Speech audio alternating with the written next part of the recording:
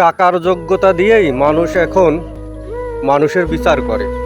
একই সাথে বড় হয়েছেন, একই সাথে চলেছেন, একই সাথে পড়াশোনা করেছেন, বা আপনার পাশের গ্রামের মানুষ, তারা এখন অনেক যোগ্যতা সম্পন্ন বা অনেকেরই অনেক টাকা আছে, ভালো চাকরি বাকরি করে। তো এখান থেকেই তফাতে শুরু হয়। আপনার তেমন কিছু নেই, ছিমছাম জীবনযাপন করছেন, এখানে পার্থক্য দেখা দেয়। যোগ্যতার কারণে চলতে পারেন না, লেভেলে মেলে না, এরকম অনেক কথা হয়, এটা বাস্তবে।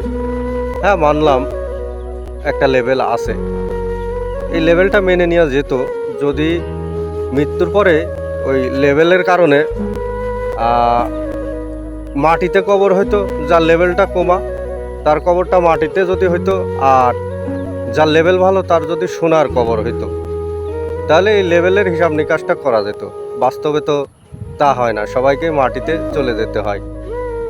তাই মানুষ সবাই সমান, এখানে কোনো লেভেলের হিসাব নিকাশ নেই। রিজিক এক একজনের এক এক কায়দায় বরাদ্দ আছে, সেইভাবেই তারা রিজিক পাবে।